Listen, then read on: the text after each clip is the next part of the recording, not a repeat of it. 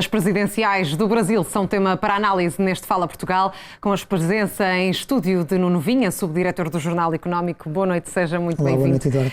Podemos efetivamente esperar uma vitória à primeira volta, como indicam as sondagens?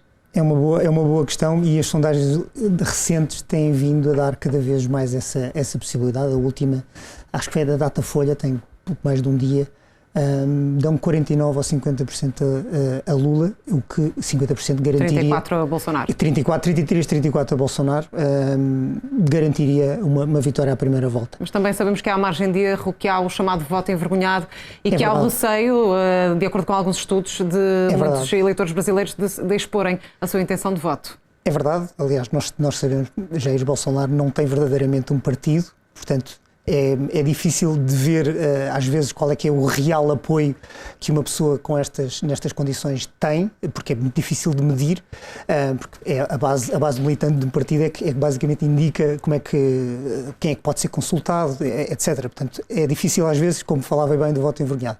É claro que uma vitória à primeira volta de Lula seria sempre por números baixos, ou pelo menos é aquilo que se espera, e isso coloca, como deve calcular, um risco grande ou adicional de que a candidatura de Jair Bolsonaro coloque dúvidas sobre eventuais fraudes eleitorais, eventuais problemas. Tem sido um ponto desta campanha eleitoral. Tem sido um ponto. Faz sentido, há motivos para que Jair Bolsonaro critique o sistema eleitoral brasileiro, tão elogiado por outros países e através do qual acabou por ele próprio ser eleito.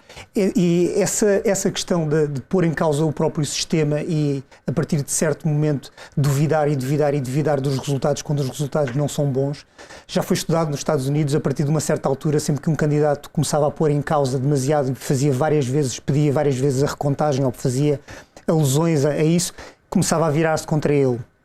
Essa questão mudou um bocadinho com Donald Trump e Jair Bolsonaro, com certeza, que está atento a essas tendências e percebe que pode colher, pelo menos em alguns dos seus apoiantes, algum tipo de apoio adicional, não é? Apoio adicional é essa ideia de que há um golpe nas urnas e isso pode ser a diferença entre ele morrer politicamente a seguir a estas eleições ou manter-se vivo agarrado a algum resquício de que houve uma fraude e de que pode haver alguém que pode fazer ou resolver fora das urnas aquilo que o povo brasileiro decidiu justamente. Mas, quer dizer, não há dúvidas sobre o sistema eleitoral brasileiro em anos recentes, pelo menos de forma que seja apontada pelas instâncias internacionais. Portanto, eu tenho alguma dificuldade em... Mas não é expectável será expectável, perguntava eu, que Jair Bolsonaro aceite o resultado eleitoral no caso de ele ser o que apontam as sondagens, a vitória de Lula da Silva? Os analistas, como dizia,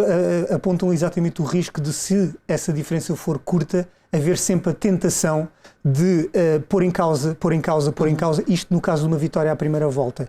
No caso dele não ganho, de nenhum dos dois conseguir a vitória à primeira volta e ser necessário mais 28 dias de campanha em cima disto para... Ou seja, podemos ter aqui problemas na formação do governo, efetivamente, se houver esta vitória à primeira volta com essa questão.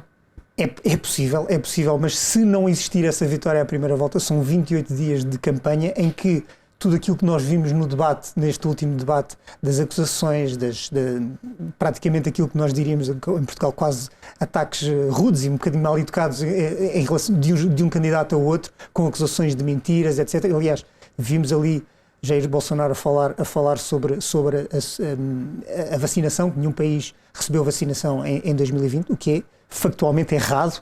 A agência Lupa brasileira fez uma análise a 12 factos, não digo factos, mas pelo menos 12 questões levantadas durante o debate e concluiu que algumas eram verdadeiras e essa, especificamente, é falsa. E nós vamos ter mais 28 dias disso, de uma crispação ainda maior até ao próximo momento, que seria uma segunda volta. Que peso é que a abstenção pode aqui ter, tendo em conta que, pelo menos em relação às últimas eleições, temos agora mais eleitores a votar?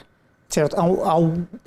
Mais do que a abstenção, aquele ponto que falou anteriormente do voto encapotado, ou seja, de voto envergonhado das pessoas que não respondem nas sondagens, não querem responder, porque de facto, como vimos nos comentários de alguns brasileiros radicados em Lisboa ou no Porto, existe uma polarização tão grande E há muita gente a dizer eu não quero nenhum destes dois candidatos. Porque está associado a graves problemas de direitos, de ataques à Constituição, de questões políticas gravíssimas. Outro porque foi, de facto, o grande pecha de Lula da Silva.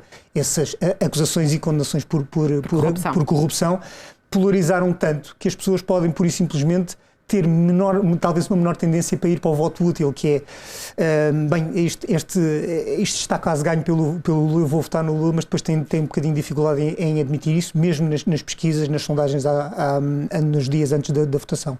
Nuno Vinha, muito mais haveria para analisar, claro, não sim. temos mais tempo. Agradeço a sua presença aqui no Fala Portugal. Eu é que agradeço, Boa noite. Obrigado. Boa noite.